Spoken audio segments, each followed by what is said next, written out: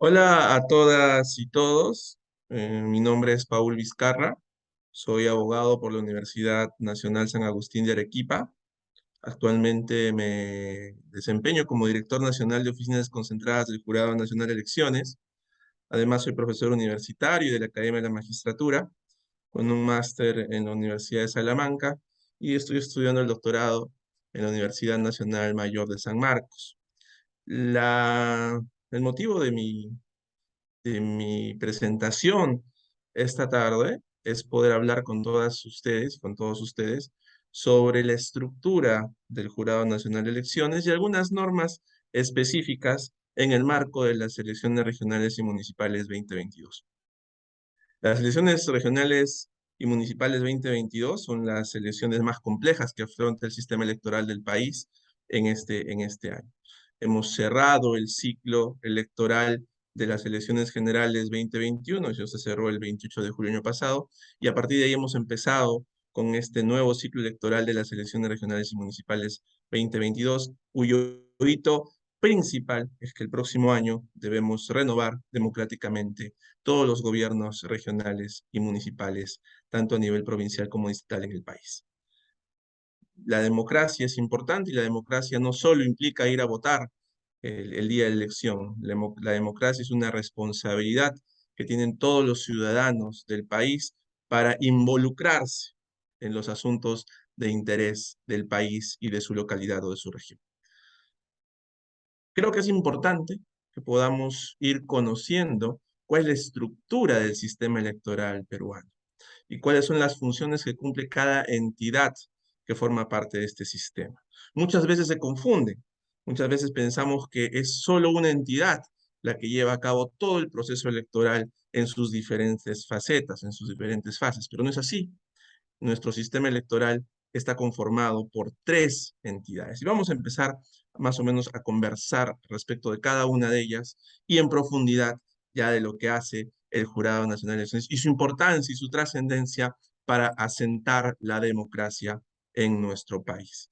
Voy a compartir con ustedes una presentación que habla justamente sobre eso.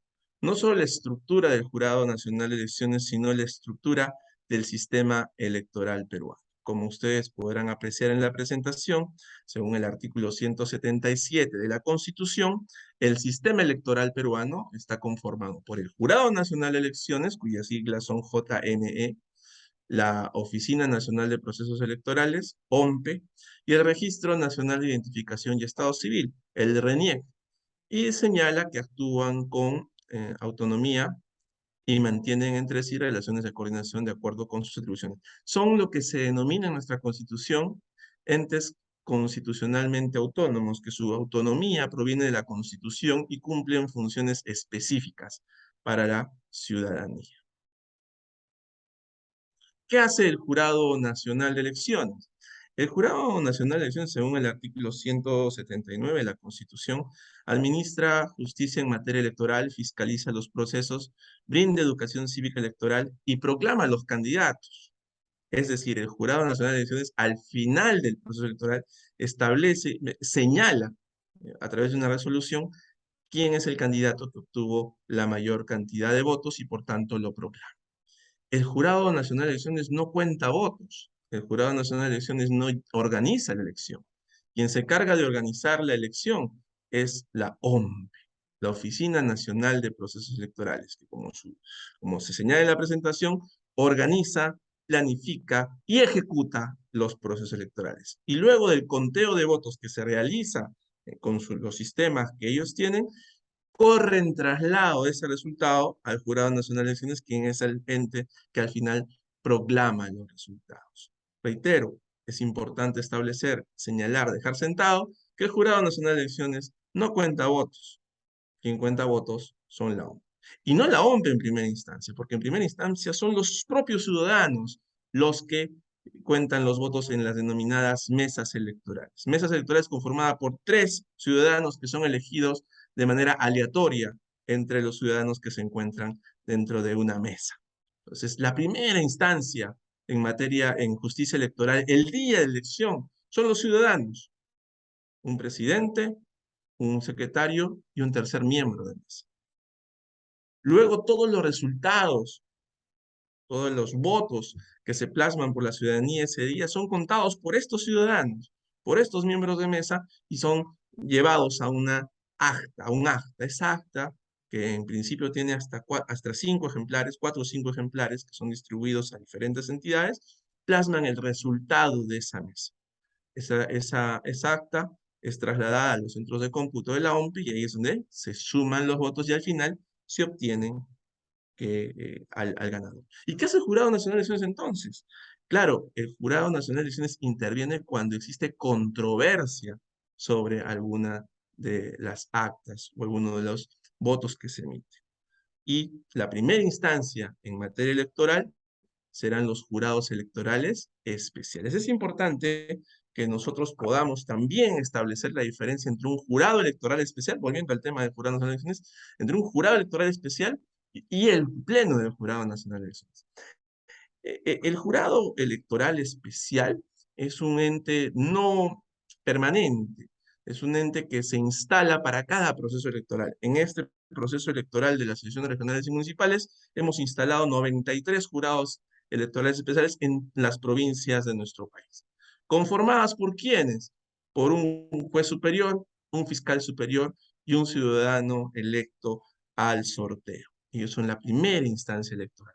Cuando exista alguna controversia en las actas o en los votos que emiten los ciudadanos o que son llenadas por los miembros de mesa, intervendrá recién en primera instancia el jurado electoral especial. Y luego las decisiones que se cuestionen respecto de actas serán conocidas por el Pleno del Jurado Nacional de Elecciones. ¿Y qué hace RENIEC? RENIEC registra la identificación. Creo que todos los ciudadanos hemos tenido en algún momento contacto con RENIEC para registrar nuestra identificación como ciudadanos, entregar el DNI y sobre todo para la elección darnos el padrón electoral, es decir, quiénes son los ciudadanos que están habilitados para votar el día de la elección. Estos tres entes constitucionalmente autónomos conforman el sistema electoral. Tres, no uno, sino tres. Muy bien. ¿Cuáles son las funciones entonces ya entrando en materia del Jurado Nacional de Elecciones? El Jurado Nacional de Elecciones en principio tiene una función primordial, que es la jurisdiccional, es decir, administrar en justicia en materia electoral. Es en la última instancia en materia electoral y contra sus decisiones de la Constitución no se admite recurso alguno. Última instancia en justicia electoral. Normativa, porque presenta dentro de su competencia los proyectos de ley necesarios o referidos a materia electoral y además reglamenta los procedimientos propios de sus funciones. Muchas leyes que han sido emitidas en materia electoral luego son reglamentadas por el ente especializado, que es el Jurado Nacional de Elecciones. También tenemos una función básica, que es la fiscalizadora, que es decir, fiscalizar, o es, mejor dicho, fiscalizar la legalidad del ejercicio del sufragio. El día de elección, los que han tenido oportunidad de ir a votar ya, por la edad que tienen, se habrán podido dar cuenta que existen personas con un chaleco rojo que dice Jurado Nacional de Elecciones. ¿Y qué hacen estas personas? Fiscalizan el ejercicio del sufragio y la realización del proceso electoral, del referéndum o de las consultas populares. Entonces, el Jurado Nacional de Elecciones en todo momento está fiscalizando el desarrollo del proceso. Tiene una función administrativa también, porque mantiene y custodia el registro de organizaciones políticas. Según ley, es el Jurado Nacional de Elecciones el que dice qué partidos políticos están vigentes con su inscripción para poder participar en un proceso electoral. Y no solo qué partidos políticos, sino qué movimientos regionales también pueden participar en este tipo de procesos que no son nacionales, sino subnacionales. También desarrolla una función educativa, porque ejecuta programas de educación electoral de manera permanente. Lo que buscamos es crear conciencia cívica en la ciudadanía. Como señalaba al inicio, establecer que ser ciudadano no es ir a votar el día de la elección, no es ir a votar el 2 de octubre. Ser ciudadano es ejercer plenamente nuestra ciudadanía durante todo el tiempo, fiscalizando, colaborando, eh, haciendo actividades proactivas en favor de nuestra sociedad. Eso es ser ciudadano. Eso es ejercer esta ciudadanía dentro de la democracia. Esta función educativa es cumplida por la Escuela de Gobernabilidad y Democracia del Jurado Nacional de Elecciones y además por la Dirección Nacional de Educación, que son funciones permanentes del jurado. ¿Y cómo está conformado el Jurado Nacional de Elecciones? En este momento para mí es importante señalarles a todas y todos que como se señalaba o se decía cuando se llevó a cabo la elección general, cuando nosotros vamos a elegir al presidente, no elegimos al rey del país, elegimos al presidente del país, al encargado del poder ejecutivo. Y en esto que se denomina check and balance o pesos y contrapesos, el poder es distribuido entre diversas entes dentro del Estado. Y uno de ellos es el poder ejecutivo, la primera magistratura del país, el primer servidor público, el primer funcionario público, correcto. De igual manera, el Jurado Nacional de Elecciones tiene una composición y se distribuye entre sus componentes. No existe un rey del Jurado Nacional de Elecciones, existe un presidente del Jurado Nacional de Elecciones y sus miembros, que según el mandato constitucional son 5. Uno, que es elegido por la Corte Suprema de Justicia de la República entre los jueces titulares, ¿correcto? Uno, que es elegido también en votación secreta por la Junta de Fiscales Supremos, entre los fiscales supremos y representa a esta entidad y se le concede licencia. Uno que es elegido en votación secreta por el Colegio de Abogados de Lima entre sus miembros, es decir, un abogado colegiado en el Colegio de Abogados de Lima. Uno elegido en votación secreta por los decanos de las facultades de Derecho de las universidades públicas entre sus exdecanos. Y uno que finalmente es elegido por los decanos de las facultades de Derecho de las universidades privadas entre sus exdecanos. Son 5 miembros del Pleno del Jurado Nacional de Elecciones. No es uno, no es solo su presidente. Cada uno de ellos tiene un voto. Y las decisiones que se emiten en el Pleno del Jurado Nacional de Elecciones se eh, llevan o se materializan por mayoría. Puede ser que haya una discrepancia, una discordia, la mayoría será la que manda y hace resolución. Erróneamente se cree, y es algo que debemos descartar del conocimiento popular, que el presidente del Jurado Nacional de Elecciones decide y hace lo que él estime. No, señores, no, damas, no, caballeros, existen 5 miembros y todo es por votación, votación. Los invito en todo caso a revisar las resoluciones que emite el jurado y ustedes se van a poder dar cuenta de lo que les estoy señalando. El cargo de miembro del Pleno del Jurado Nacional de Elecciones es irrenunciable, por ejemplo, durante los procesos electorales de referéndum o consultas populares. Claro, lo que se busca es que los miembros puedan mantenerse durante todo el proceso para evitar dilaciones indebidas del proceso. Los procesos electorales, a diferencia de los procesos ordinarios o los casos que son sometidos a conocimiento del Jurado Nacional de Elecciones, son diferentes a los de la justicia ordinaria, porque tienen plazos muy cortos. Doctrinariamente eh, se diferencian de los procesos porque la etapa probatoria es restringida, casi nula. ¿Por qué? Porque no tiene el plazo para poder llevar adelante un juicio de conocimiento como en la justicia ordinaria. No se tiene esa capacidad de poder desarrollar grandes pasos o actividades probatorias. Siguiente, por favor. Muy bien. ¿Qué más? ¿Qué más tenemos en la normativa del Jurado Nacional de Elecciones? Se habla que el Jurado Nacional de Elecciones aprecia los hechos con criterio de conciencia, resuelve oportunamente con arreglo de la Constitución, las leyes y los principios generales. El Jurado Nacional de Elecciones no resuelve conforme a su criterio únicamente, sino resuelve con base a la Constitución y a las leyes de la materia. ¿Correcto? Esto es importante, lo que establece el artículo 25 de la Ley Orgánica de Elecciones. El artículo 25 de la Ley Orgánica de Elecciones establece que el Pleno del Jurado Nacional de Elecciones puede deliberar en secreto, pero emitirá sus decisiones en forma pública.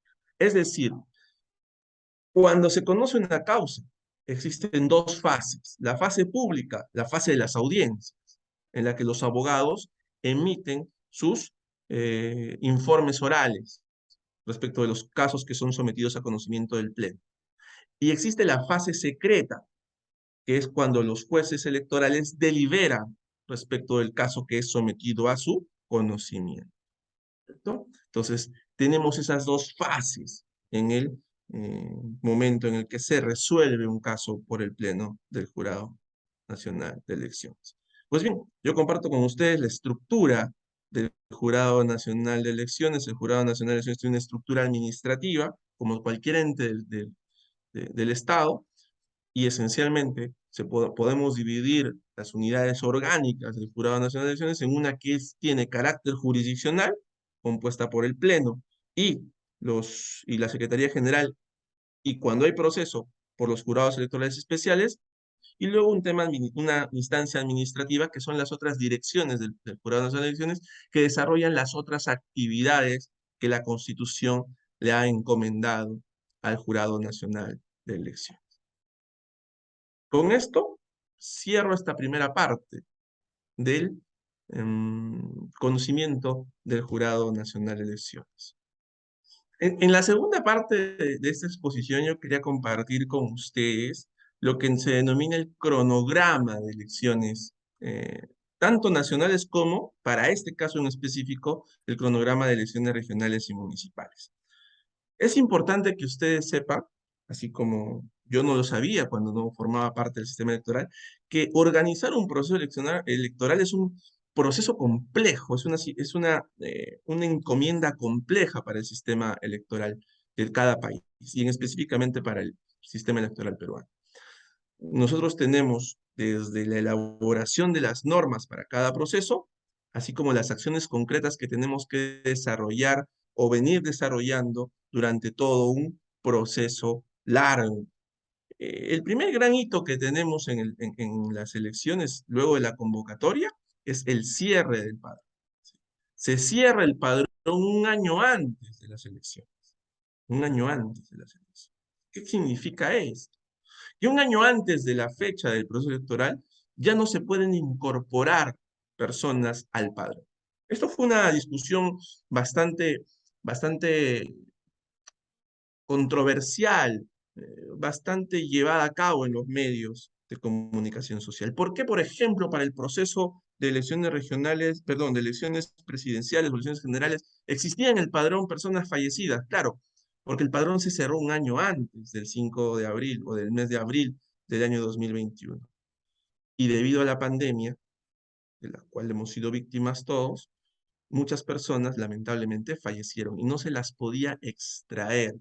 ¿Pero por qué no se las puede extraer? Porque el mandato legal establece que el padrón se cierra un año antes. Es decir, un año antes de este proceso electoral, el 2 de octubre de 2021, se cerró el padrón electoral. Artículo 201 de la Ley Orgánica de Elecciones. Es importantísimo que la ciudadanía sepa sobre esto.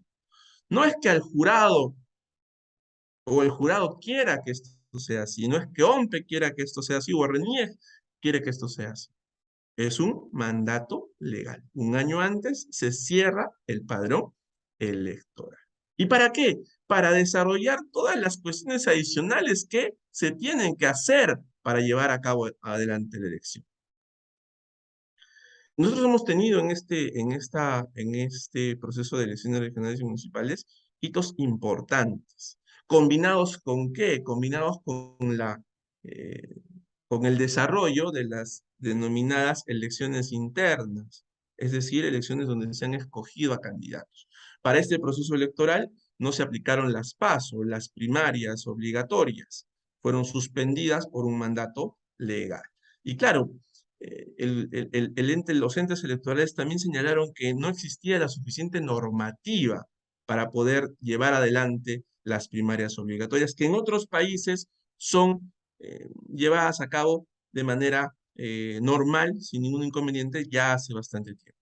Es algo que tenemos que instaurar para el asentamiento de la democracia en las organizaciones políticas, porque esto lo que hace es ampliar la posibilidad de candidatos y que los ciudadanos participen activamente en la vida partidaria o la vida de los partidos políticos para la elección de candidatos. Eso lo hemos dejado de lado. Esperemos que para las próximas elecciones, estas elecciones o paso o primarias obligatorias se lleven a cabo sin ningún inconveniente.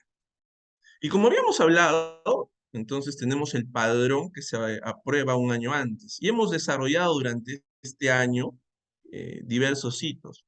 Por ejemplo, inscripción de partidos políticos y previamente inscripción de militantes. La normativa cambió un poco respecto a de cómo puedo inscribir un partido político. Antes yo tenía que recolectar firmas. Ahora lo que tengo que acreditar son militantes y además comités de militancia, ¿no? En cada una de las regiones. Si soy un partido político, en cierta cantidad de regiones. Si soy una organización política regional, acreditar comités en cierta cantidad de provincias de la región. Entonces, nosotros hemos estado en el Jurado Nacional de Elecciones recibiendo la inscripción y renuncia de militantes a las organizaciones políticas. Y luego de eso hemos llevado a cabo o desarrollado la inscripción de nuevos partidos políticos y de nuevos movimientos regionales.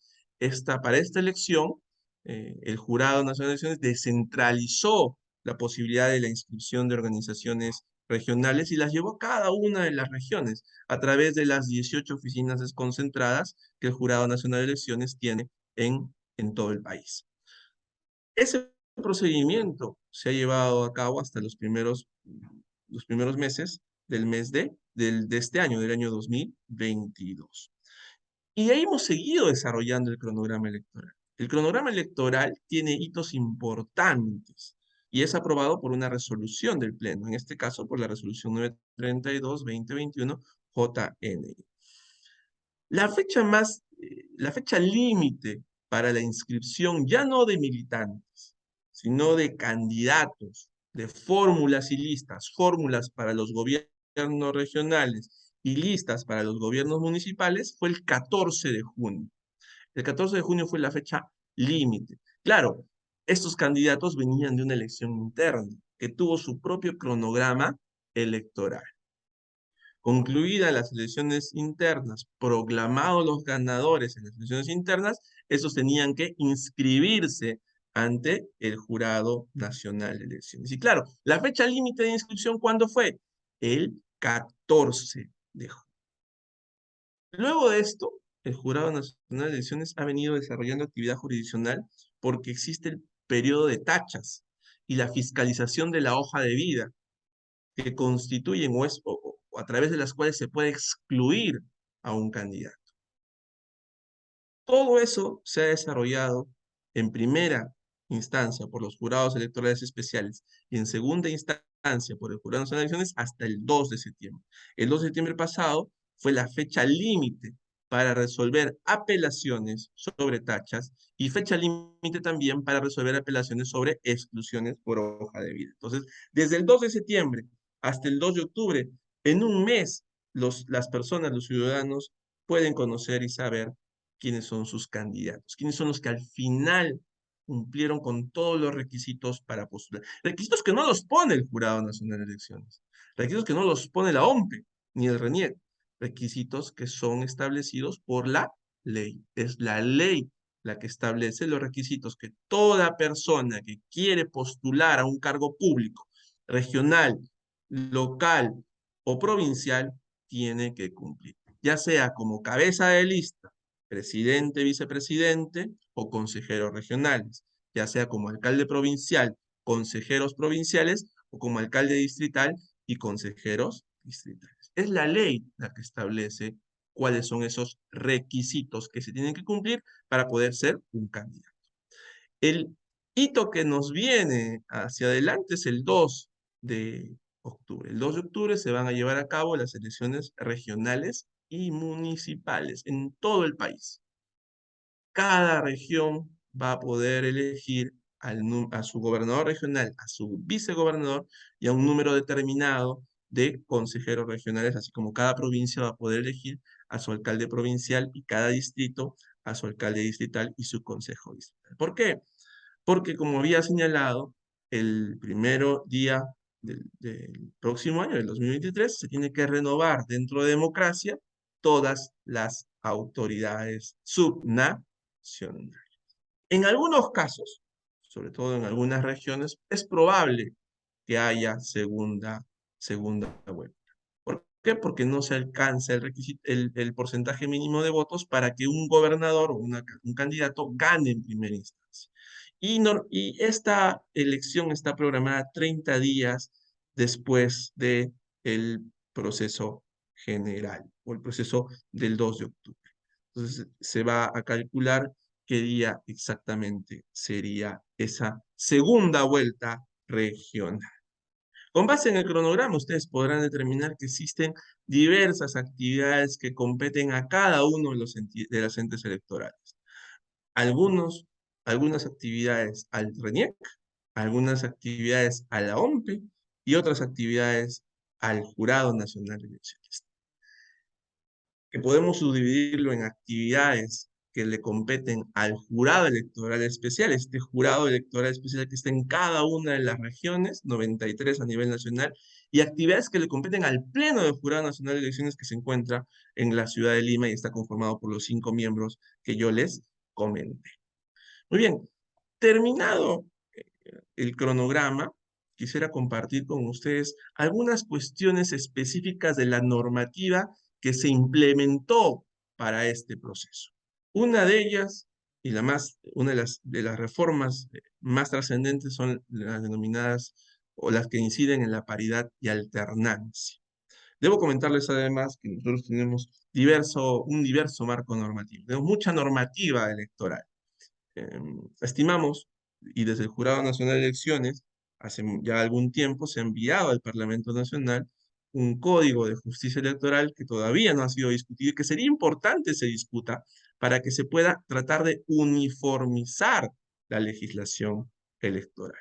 Y tanto las organizaciones políticas, el Jurado Nacional de Elecciones y la ciudadanía puedan tener un compendio normativo específico de aplicación a cada uno de los procesos que se conocen en el orden jurisdiccional electoral. Esperemos que en algún momento esto ya sea discutido por el Parlamento y se pueda promulgar un código de justicia electoral como lo tienen algunos otros países. En esa vorágine normativa que tenemos en nuestro país, se aprobó la paridad y alternancia. ¿A qué se refiere la paridad y alternancia? ¿Hacia dónde está orientada la paridad y alternancia? Está orientada hacia el voto de la mujer. Claro, históricamente la mujer ha sido relegada en la sociedad. Los últimos años eh, se han ido ganando a pasos agigantados la igualdad de derechos para buscar y asentar que cada ciudadano es igual ante la ley y tiene los mismos derechos. Nosotros tenemos una democracia universal o sufragio universal a partir del año 79. En el año 79, con la Constitución del 79, se consagra el sufragio universal, que incluye a las analfabetas y a los analfabetos. Y se consagra el principio de un ciudadano, un voto. En el 79, hace pocos años, 40 y algo de años. O sea, no tenemos una democracia eh, igualitaria desde hace mucho tiempo. Claro, y el voto de la mujer se reconoció en 1933 por primera vez, pero fue un voto restringido, no era un voto universal. Y a través de la historia se han ido generando algunas cuestiones, alguna modificación normativa para asentar la participación democrática de las mujeres y buscar lo que se denomina la paridad. En el año 2020, la ley 31030 aplica la paridad y alternancia. ¿Qué significa paridad? 50-50. El 50% de los que postulan en una lista sean mujeres y el 50% sean hombres. ¿Qué dice esta modificación legislativa? La fórmula, así se denomina, la fórmula que va a participar para las elecciones regionales y municipales, presidente regional, vicepresidente y consejero, se llama fórmula. Para las elecciones municipales se llama lista de candidatos. Muy bien, La ley 27683, ley de elecciones regionales, modificada por la ley 31030, establece ahora, y válido para este proceso electoral, que la fórmula de candidatos a los cargos de gobernador y vicegobernador debe respetar el criterio de paridad y alternancia. ¿Y qué es la paridad? 50% de hombres y 50% de mujeres. ¿Y qué es la alternancia? Ubicación intercalada. ¿De qué forma? De la siguiente forma: una mujer, un hombre, o un hombre, una mujer. ¿Qué significa esto? Que si el candidato a gobernador es hombre, la candidata a vicegobernador debe ser mujer. Y a la inversa. Si la primera opción es una mujer, el segundo tiene que ser un hombre. Y luego para el consejo regional ocurre lo mismo. Si el número uno de la lista es un hombre, la número dos deberá ser una mujer y a la inversa. Esto en España se llama la fórmula cremallera. Nosotros podríamos decir que la fórmula cierra: un hombre, una mujer, un hombre, una mujer. Claro, lo que busca esto es que no se pongan en las plazas de menor posibilidad de elección a las mujeres para completar la paridad. Es un proceso que se lleva a cabo de manera evolutiva. Hemos ido evolucionando en esta posibilidad. Y lo mismo para las listas de candidatos a los gobiernos locales y distritales. Porque el numeral 3 del artículo 10 de la ley 28864 establece que habrá paridad 50-50 y las listas tendrán un número correlativo que debe ubicar un hombre, una mujer, un hombre, una mujer, o una mujer, un hombre, una mujer, un hombre. Entonces, las listas a los consejos provinciales y distritales deben también cumplir con esta alternancia. 50% hombres, 50% mujeres, paridad; un hombre, una mujer, o una mujer, un hombre, alternancia. Eso ha sido establecido por la ley 31030 y ha sido aplicado por el Jurado Nacional de Elecciones para este proceso electoral de elecciones regionales y municipales. Y será aplicado para los siguientes procesos electorales, porque también existe paridad y alternancia en las fórmulas presidenciales y en las fórmulas congresales. Pero eso ya será aplicado cuando corresponda y cuando se lleve a cabo este tipo de procesos electorales. En este cuadro pueden ustedes ver específicamente la diferencia entre la paridad y la alternancia. Paridad, como les había señalado, 50% de mujeres, 50% de hombres, y alternancia de género implica que la posición de los candidatos en las fórmulas listas debe registrarse de fórmula intercalada. Pero además ha habido un tema que ha sido de bastante discusión para este proceso electoral, y es la paridad vertical y la paridad horizontal. En la paridad vertical, ya lo habíamos conversado: participación del 50% de hombres y 50% de mujeres en las listas o fórmulas de candidatos.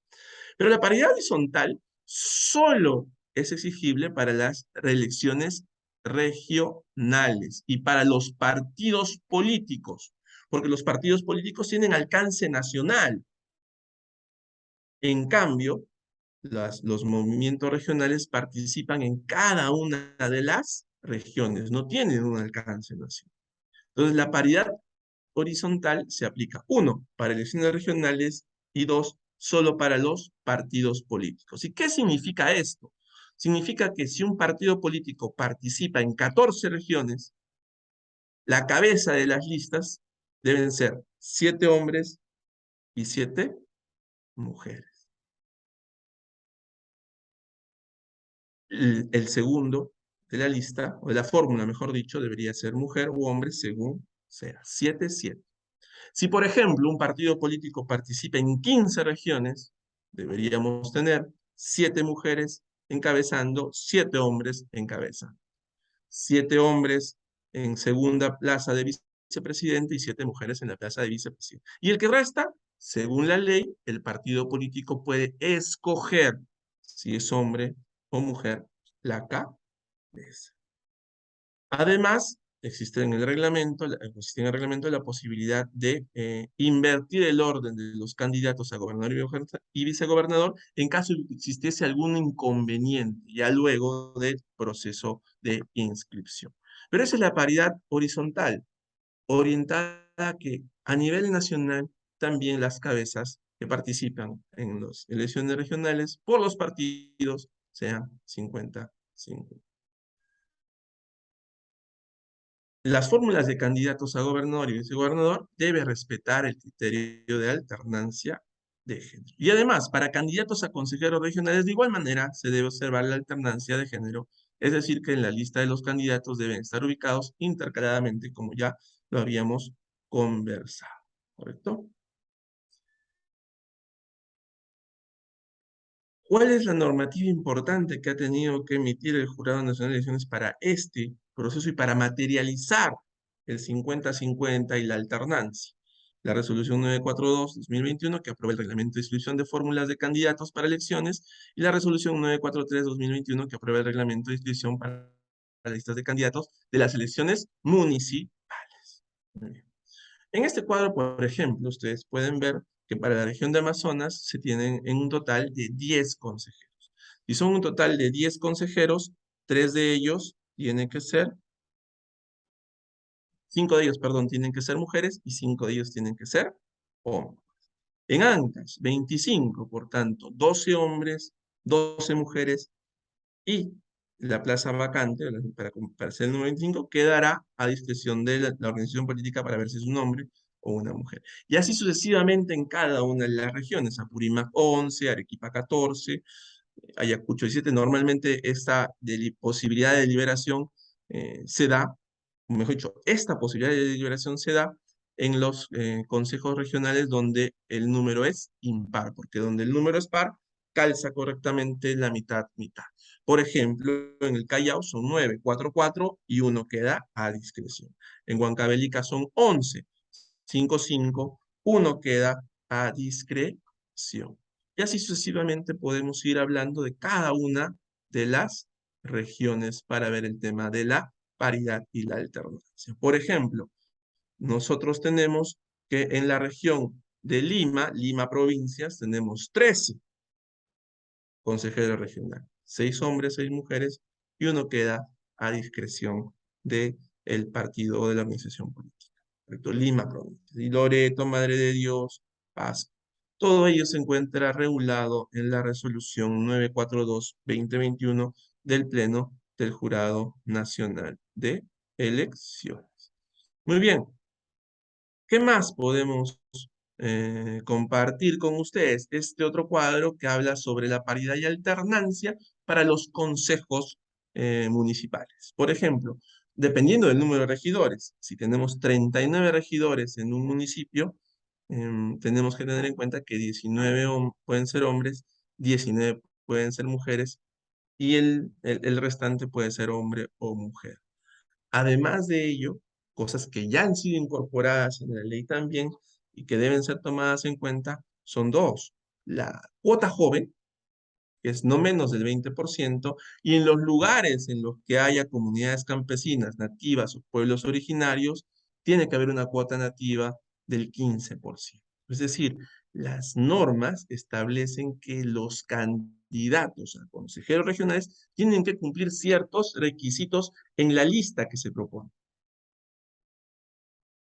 No puedo presentar a cualquier persona. Tengo que cumplir con las cuotas que establece la ley. Mejor dicho, puedo presentar a cualquier persona como candidato, pero mi lista tiene que cumplir con las cuotas. Primero paridad, luego alternancia,